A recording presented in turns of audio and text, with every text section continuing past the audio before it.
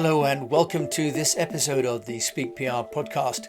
This is the show to help business owners to maximize the value of public relations with tools, tips and technologies that are for the most part free to use. My name is Jim James and I've been an entrepreneur for over 25 years and running my own companies as well in Asia and in Europe. And I've been working on this podcast now for a few months, and I have to say that I've been feeling kind of more and more confident about it as I'm growing.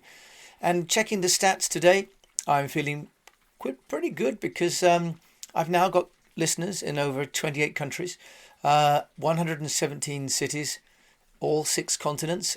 People have listened to this podcast, and I have a combined 527 downloads. The reason that confidence is so important is that it is really what keeps us going.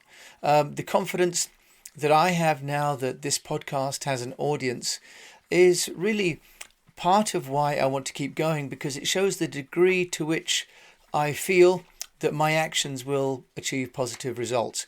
Positive results in helping entrepreneurs and business owners to find out ways to unlock value within their company or their organization by using public relations tools and technologies that I've learned about over all these years. Now, I was listening this morning to a webinar with the people at the Progress Shed. We're, as EASTWEST PR, sponsors of the webinar program there. And they had an author called Michael Michalowicz, who's the author of The Toilet Roll Entrepreneur and 5 other books. And he's an acclaimed author, lives up in New Jersey. And he was saying this morning that of his 450 something clients, when it asked them what they need most of all at the moment, they said they wanted confidence. So I mentioned confidence about my own Speak PR podcast and the program I'm developing, because it's only if we believe in what we're doing that other people around us will also feel that sense of confidence. And there are coaches out there like Michael who are helping companies to develop that level of confidence.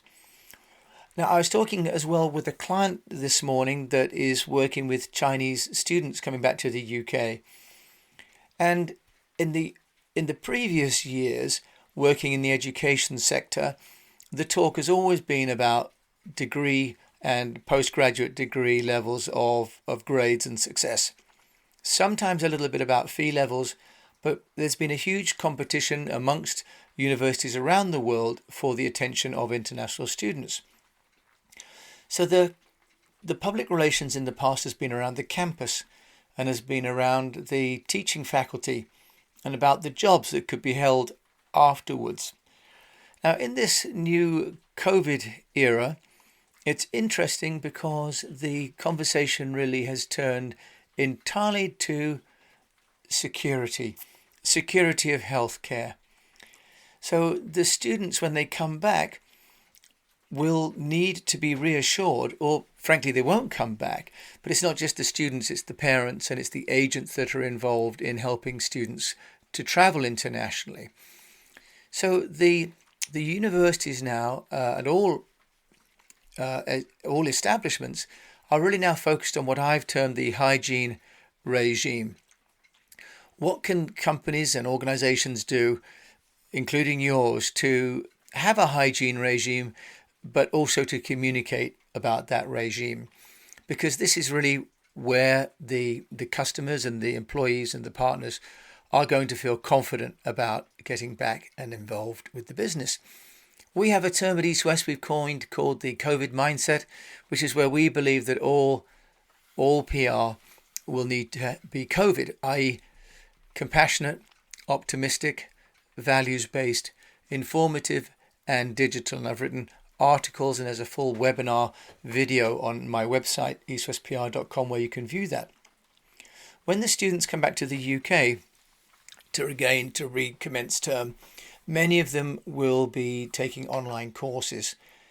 So one of the byproducts of COVID for everybody around the world has been the growth of screen time.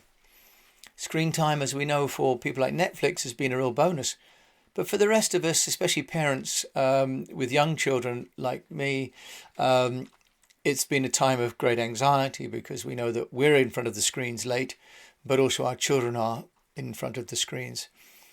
So I was working this morning with my sister, Dr. Shelley James, who's actually a world-renowned expert on light. And she put together a webinar for concerned parents on the impact of light on children, talking really about issues around, for example, the flicker on screens, the way that LED lights transmit light, and the impact of the oscillation of the light for not just children, but for all of us, and the impact of blue light, and all of the different ways. In fact, she detailed 5 different ways that we as parents and as older people or just independent people can impact our environments. And of course, this also applies in workplaces. And she mentioned how patients in care responded nearly 3 times more quickly to their treatment when they were surrounded by good light sources. So she has the subject matter and is an expert on that. But where we went a little bit awry this morning was the technology. And it seems to be now that we have more and more people working, really creating their own events, and companies creating their own events, that technology both is an enabler and a potential disabler of our public relations campaigns. And the reason that it's important to master the technology is, of course, because if we're trying to create a sense of confidence and self-confidence, plus the ability to focus on what we're talking about, we must have some mastery over the platforms that we're using. Here are some things that can and pretty much did go wrong today. On our first session, we were much better on the second one. One is lighting. So we filmed in a studio, really a converted office, and we had some large stand-up display lights. And they're good for bouncing light onto the subject, but they also can potentially create glare on the screen on the back wall. The second is around the sound. We had a problem really where we'd done a pre-check, but once you went on to Zoom, the microphone seemed to drop in and out. So we had an issue. I had a backup set of audio equipment with me, but did we interrupt the conference or not in order to try and rectify? The answer is that we decided that we would stop and try and get the conference back online with good audio. But nonetheless, getting the audio prep in advance and having a backup is really important. The internet, of course, dropping in and out. We didn't have that problem today, but what we did have was people in the next building unit, doing drilling and hammering. So we hadn't really been in control of our environment. So that's one thing that people mentioned was distracting. When people logged into the conference, there's now an option on Zoom to allow people to come in, but they have to all be on mute when they enter. But also, one of the little features is that they can ring a bell. It can automatically announce when they arrive. Now, we learned that as we went along, and we had to turn that off, and I recommend that you make sure you turn that off if you're the administrator. What we did find out, though, was that after the call had happened and we had finished the Zoom call, there was still the binging going on. And it turned out that my sister had left her telephone on, and people had been sending her WhatsApp messages throughout the webinar, which is why we had constant pings, not just from the Zoom, but from the phone. So making sure that everybody in the room, especially the speaker, has turned off their phone. Creating breakout rooms so that people can go in and out of the main area is a feature that websites like Zoom have got for bringing people into the conversation. So it's worth just asking yourself, if you're going to hold an event online, about the type of the program and the agenda, because I think now we've all moved on to Zoom almost as a default, and we're quite possibly not thinking through the different kinds of meetings and the different kind of content that we need to prepare in order to maximize that time. Bear in mind now we can only get something like 12 people per screen, and if you've got, like we had this morning, 40 people, there are some people who don't have video on, but there are many people who are not going to be seen at all. So just thinking about what result we're looking for and what feeling do we hope an attendee will come away from. In the same way with a trade show or a conference, we used to spend a lot of time planning the environment, the lighting, the signage, the display material, and so on. And another aspect is, how interactive are we going to make it? Are we going to make it a presenter and everyone's quiet, which makes it not so interactive, or is it going to be interactive, in which case how are we going to do that? And I've mentioned some sites like Mentimeter, for example, which is good for actually holding polls as you go along, and Zoom now also has some embedded polling software. So making sure that it's interactive is really, really important. Now, another issue really is to make sure that you can prepare material in advance. So we talked today on the conference call with some 40 people about the material. People said, can I get that? When can I get it? And what we hadn't done was to have the presentation already on, for example, SlideShare or Google Slides, so that people could immediately get them. So we've created work for ourselves, but also we've not met an expectation. So being prepared and getting the materials online in advance makes a lot of sense. Now, another aspect that we could have done, and we'll do next time, is to pre-record material. Now, Saturday Night Live, for example, isn't all live at all. In fact, most TV shows, the hosts are live, but the segments are not. And that's because when the stakes are high, it's very tough to record live. Talent doesn't turn up, or it's not prepared, or it doesn't speak properly. So in my days in broadcast at the BBC, we used to have the cart ready with preloaded material. And this is something that really, going forward, I shall look at doing much more. So another term for pre-recorded content is simulated live content. So what can we do, or what can you do if you are going to host an event to reduce the risk of things going wrong, to reduce the need for multiple participants to be dialing in and having good online? So this morning, for example, I mentioned the Michael Markowitz talk. For the first 15 minutes, his internet wasn't working, and so people were losing interest and losing patience. It could have been pre-recorded, because actually, in the end, he didn't take Q&A anyway because he had to leave. So we could have actually been pre-recorded, and then we could have had a discussion ourselves. So let's just look at, if you're creating events and you want to create confidence around the event, how do you do that? By creating the materials online in the same way that you would a trade show or a conference. You wouldn't expect just turn up and build the booth. On the day, you'd have everything ready. Now, I was listening to a talk and overheard about a product or a platform called crowdcast.io. So I've had a look at that briefly, and I'm going to sign up, or have signed up, for a demonstration. But apparently in 2014, Sai Hussein was in Costa Rica. And while he was there, he met a whole bunch of innovators and change makers. And I was interested because I went to Costa Rica myself back in 1990. And it's a beautiful country, and one of actually the oldest democracy in America as well. So while he was there, he and a group of people banded together and decided to make a platform for sharing integrated media. So this means conversations, but also presentations, polls, discussions, breakout rooms. In other words, a sort of fully furnished and fully functioning online virtual event platform, in the way Zoom at the minute is kind of racing to catch up from being a conference call platform to becoming an event platform. Crowdcast.io in its DNA started as a virtual event for multicasting and for having dialogue and engagement.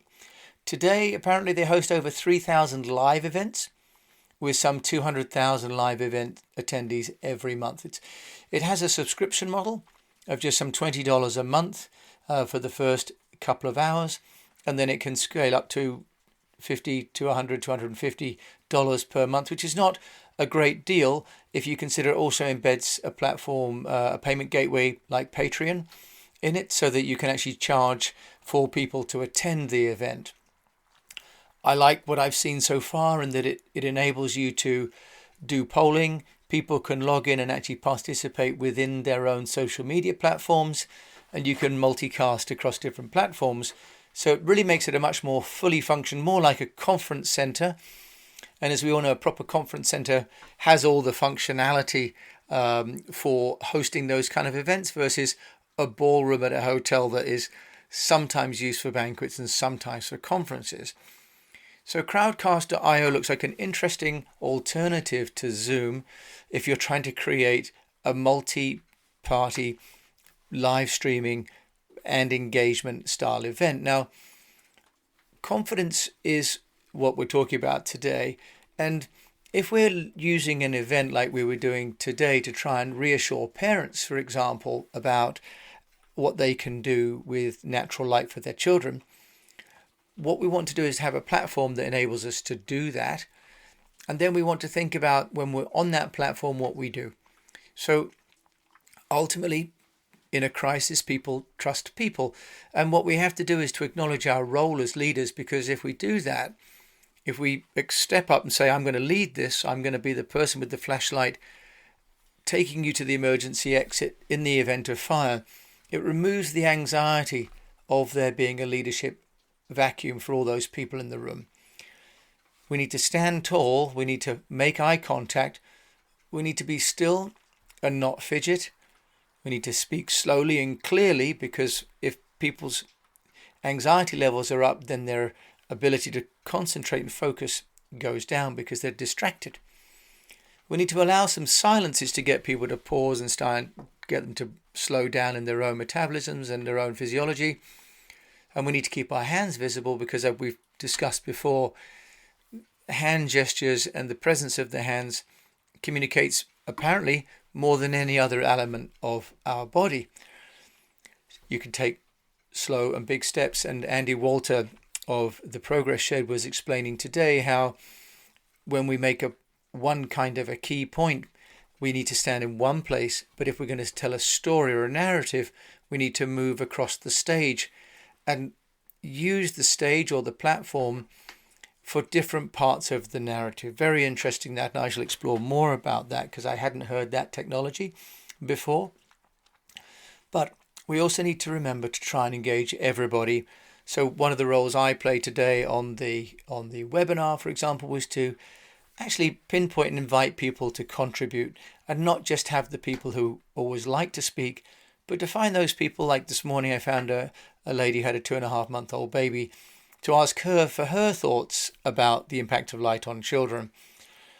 She wasn't going to speak otherwise, but it felt like a good opportunity because that was a key audience group and she was the one person with the child. How can you create positive visuals, and how can you take criticism about the event, but to turn that into something positive? Because if people are feeling negative and needing leadership, they may not be positive and constructive on the core, but our role as leaders is to turn that and show them that we can stand tall, that we can face down the problems, and we're using a platform that we've prepared on and prepared the materials within, and that enables us to be calm and focused and to deliver the message that we're in control. And ultimately, as we said at the top of the hour, people right now are looking for confidence, and they'll find confidence in people to lead them. And right now, public relations can play a key role in communicating your ability to take the lead, and to do that within a platform that gives you the control and the presence of mind to do that. So set up, rehearse. Confidence comes with some experimentation, but then with practice. So thank you. This is the Speak PR podcast. I wish you good health, a profitable business, and that you keep on communicating. If you like this podcast, please do subscribe, please do rate it, and even come to our website at eastwestpr.com to subscribe to our weekly newsletter.